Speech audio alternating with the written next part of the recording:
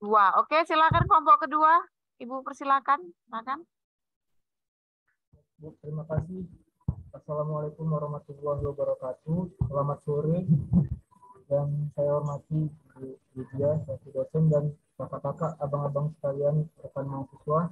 Sini kami akan mempresentasikan atau memaparkan tugas materi kuliah cybercrime di kelompok 2, yaitu sejarah tindak pidana Anggi, cyber. suaranya kurang jelas loh, Anggi. Kurang dengar Ibu suaranya. Nah, dekatkan aja kalau nggak mikrofon kamu itu. Ya, Bu, ya oke. sejarah cybercrime, yaitu mungkin sejarah cybercrime di dunia terjadi pertama kali di Amerika Serikat pada tahun 1860-an. Pada tahun 1870 di Amerika Serikat terjadi kasus manipulasi data nilai akademik mahasiswa di Brooklyn College di New York, kasus penyalahgunaan komputer perusahaan untuk kepentingan karyawan, kasus pengkopian data untuk sarana kejahatan, penyelundupan narkotika, dan kasus penipuan melalui kartu kredit. Selain itu terjadi pula kasus akses dari yang tidak sah terhadap database security Pacific National Bank yang mengakibatkan kerugian sebesar 10,2 juta US dollar pada tahun 1978. Selanjutnya kejahatan serupa terjadi pula di sejumlah negara antara lain Jerman, Australia, Inggris, Finlandia, Swedia, Austria, Jepang, Swiss, Kanada, Belanda, dan bahkan di Indonesia. Selanjutnya sejarah cybercrime di Indonesia terjadi di Indonesia sejak tahun 1983, terutama di bidang perbankan. Kasus pembobolan akun rekening BNI 1946 cabang New York oleh Rudy Dempsey, seorang WNI yang merupakan mantan staf Bank BNI New York, merupakan kasus cybercrime pertama di Indonesia.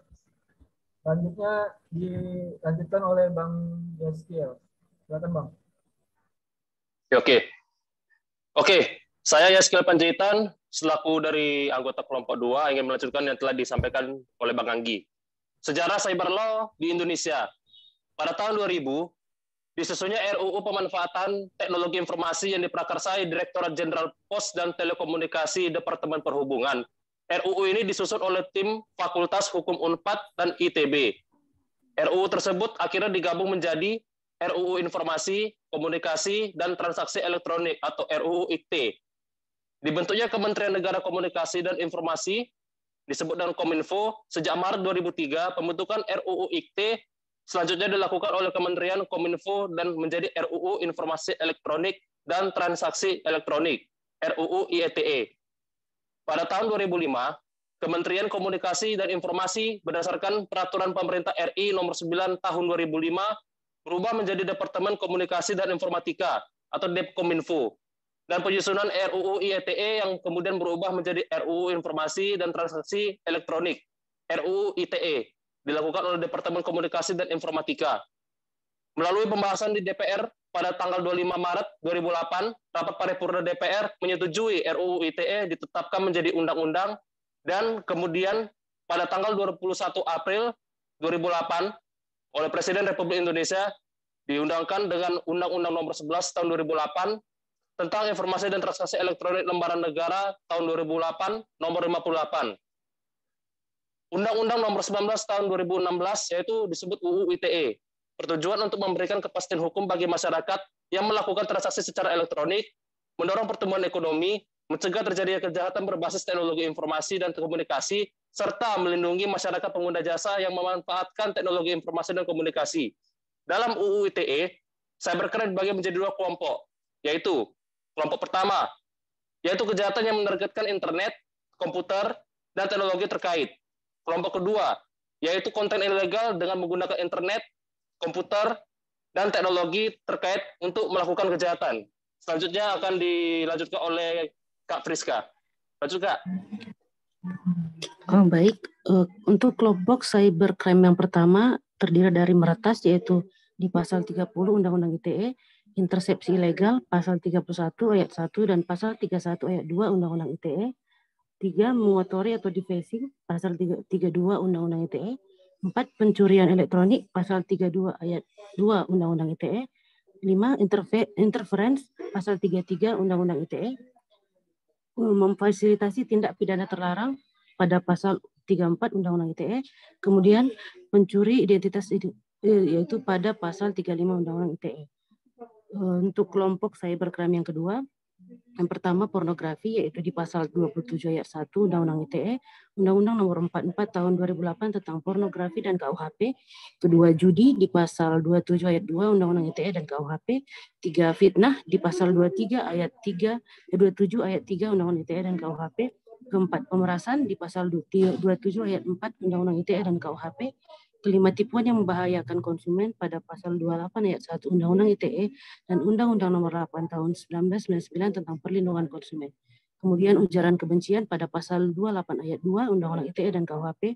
Kemudian yang terakhir ancaman kekerasan terhadap orang lain yaitu di pasal 29 Undang-Undang ITE dan KUHP.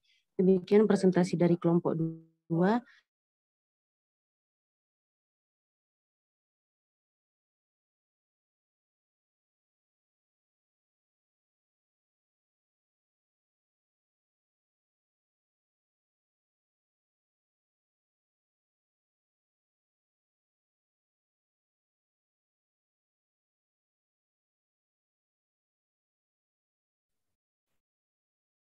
Baiklah, mungkin demikian presentasi kami.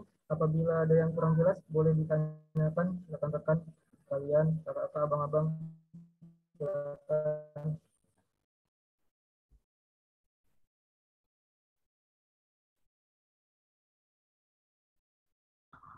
Oh, Gilang, tanya Gilang.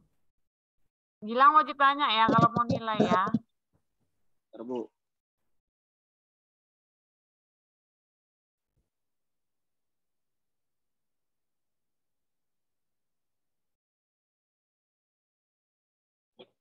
Bu, mau nanya Bu, nama kelompok 2. Tadi kan ada membahas sejarah cybercrime di Indonesia kan. Nah, pertanyaan saya, ada beberapa peraturan pemerintah yang diamanatkan oleh Undang-Undang ITE. Bagaimana pemerintah melaksanakan amanat tersebut? Terima kasih. Terima kasih Bang Gilang.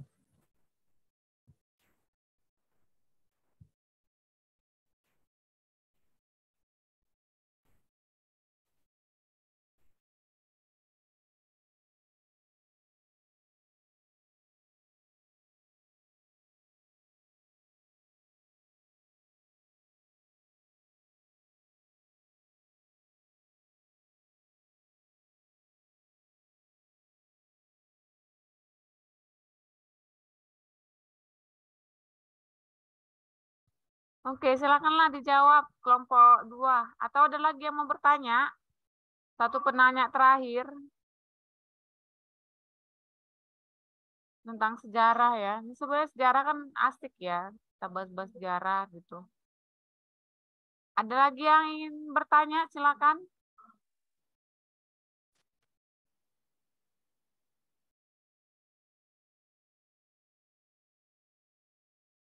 Melva mau nanya mungkin Melva.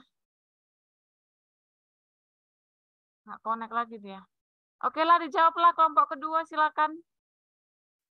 Pertanyaan si Gilang tadi.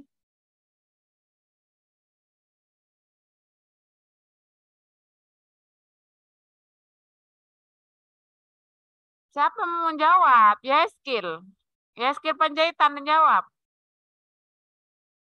Atau si Friska? Siapa Nggi yang jawab Nggi? Ya Bu, mungkin saya akan coba menjawab. Jadi kan dari sejarahnya mungkin Indonesia mungkin di tahun 1983 baru mengalami kasus yaitu di perbankan. Jadi beberapa kali seperti kita ketahui ada amandemen perubahan peraturan yang terjadi karena berlakunya itu kan terkait teknologi yang terus berkembang. Jadi di awal itu mungkin di perbankan dan mungkin sekarang penerapannya kepada seperti yang dijelaskan kelompok-kelompok lain mungkin kepada tindak pidana yang lebih ke tidak terpatok atau di ruang lingkup perbankan atau layanan konsumen elektronik saja, melainkan tindak pidana lain seperti yang ada di kelompok cybercrime itu ada 2 kelompok, misalnya ada meretas, intersepsi ilegal, lalu pencurian elektronik, dan perkembangan lainnya sesuai yang terjadi di perkembangan teknologi yang kita hadapi saat ini. Terima kasih. Mungkin kelompok 2 ada yang menambahkan.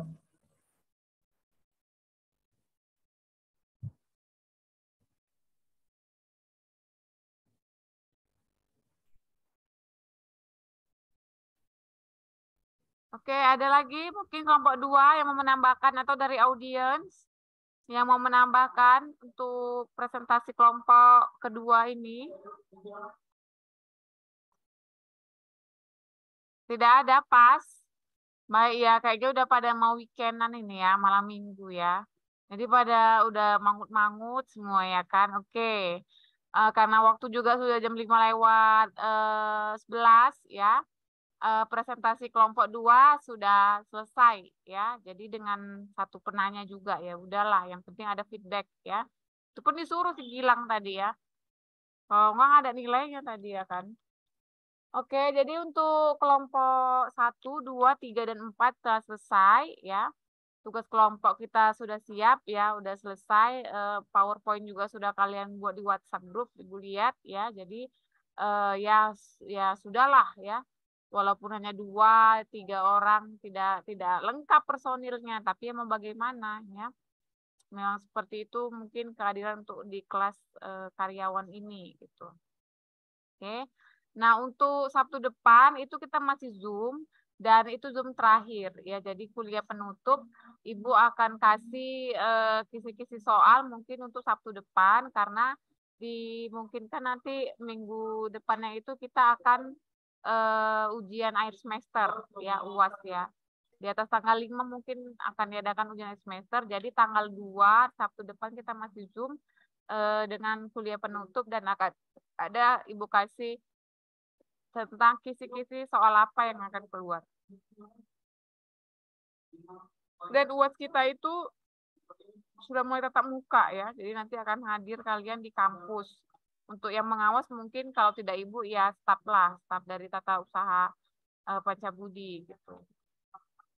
Nah, ini persiapan aja lah bahan-bahan undang ITE di mana yang nggak ada ya pasti download lah undang-undang ITE-nya, beli bukunya, kalau ada jurnal downloadin aja dari internet ya. Oke, ada lagi mungkin yang ingin disampaikan dari kalian atau ditanyakan, silakan untuk presentasi kita hari ini.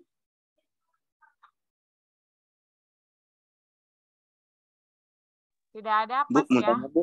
Oh ya, silakan ya. Ya. Itu jadi ujiannya tatap muka, Bu?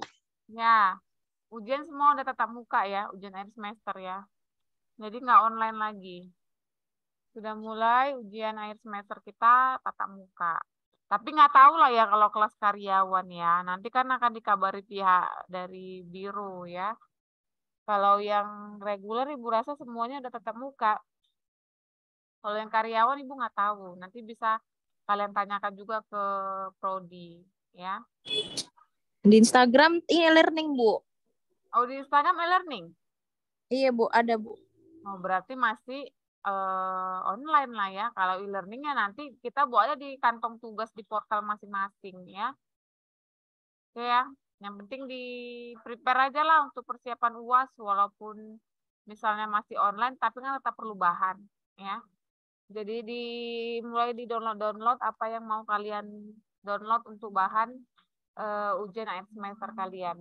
Tapi Sabtu depan tetap kuliah Zoom ya kita ya, untuk Zoom terakhir ya. Oke, terima kasih dari Ibu ya. Sampai jumpa Sabtu depan. Ya, selamat ya. Udah menyelesaikan 4 presentasi ya. Hari ini 3 luar biasa ya kan. Oke, Ibu akhiri. Terima kasih. Assalamualaikum warahmatullahi wabarakatuh. Waalaikumsalam.